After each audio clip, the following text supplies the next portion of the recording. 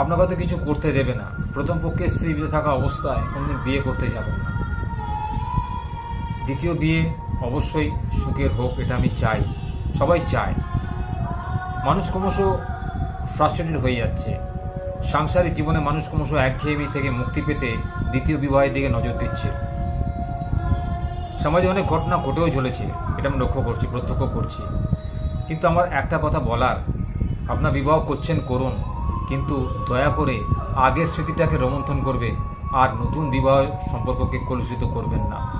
সে যদি একবারও জানতে পারে যে আপনার আগের পক্ষের স্ত্রী বা আগের পক্ষের স্বামী কিরম ধরনের ছিল, তাহলে সে কিন্তু আপনার সম্পর্কে অনেক খারাপ ধারণা পোষণ করতে পারে।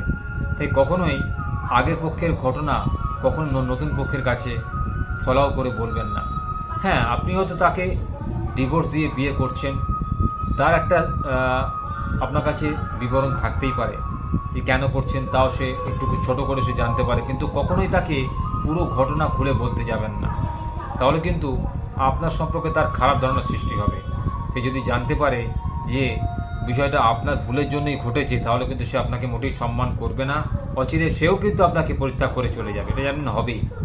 আর আপনি যদি কোনো লোকের মনে কষ্ট দিয়ে বা কোনো মেয়ের মনে কষ্ট দিয়ে দ্বিতীয় বিয়ের সন্ধানে যান একটু ভালো থাকার জন্যে, আরও ভালো কিছু পাওয়ার জন্যে, তাহলে কিন্তু জানেন আপনি ভুল করছেন। কারো মনে আঘাত দিয়ে কষ্ট দিয়ে আজ অবধি কেউ সুখে থাকতে পারেনি আর সুখে থাকতে পারবেও না, এটা উপরওয়ালার নিয়ম। ঢিলটা শুনলে পাটকেলটা খেতে হয়।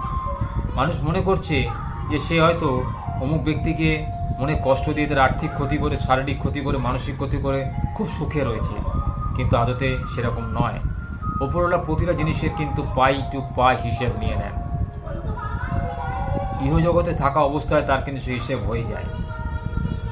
পরজন্মে একটা জিনিস রয়েছে আমরা জানি, কিন্তু ইহজগতে থাকা অবস্থায় মানুষ যে পাপ কর্ম করে, যে পুণ্যকর্ম করে, তার সমস্ত হিসেব কিন্তু সে পরজন্মে ক্যারি ফরওয়ার্ড করে। তাই কখনোই অপরের মনে কষ্ট দিয়ে আবার নতুন বিয়ে করার স্বপ্ন দেখছেন আর প্রথম পক্ষের স্ত্রী বা স্বামী জীবিত রয়েছে, এটা করতে যাবেন না। প্রথম পক্ষের স্বামী পৃথিবী ছেড়ে চলে গেছেন, প্রথম পক্ষের স্ত্রী বাড়ি ছেড়ে চলে গেছেন বা বিবাহ বিচ্ছেদ হয়ে গেছে, সেটা অন্য কথা। কিন্তু জীবিত থাকা অবস্থায় তাকে আপনি জোর করে ছেড়ে চলে যাচ্ছেন, সে চাইছে না, আপনি অ্যাডজাস্টমেন্ট করছেন না, তার মনে কষ্ট দিয়ে তাকে ছেড়ে চলে যাচ্ছেন। আপনাদের সন্তানাদি রয়েছে, তাকে দেখাশোনা না করে, তার দায়িত্বভার না নিয়ে আপনি চলে যাচ্ছেন, এতে কিন্তু তার মনে আপনি কষ্ট দিচ্ছেন। এটা করলে কিন্তু আপনি নতুন জীবন গ্রহণ করা সত্ত্বেও সুখে থাকতে পারবেন না। তাই অবশ্যই বর্তমান স্বামীকে, বর্তমান স্ত্রীকে সম্মান করতে শিখুন এবং সারা জীবন তার পাশে থেকে তার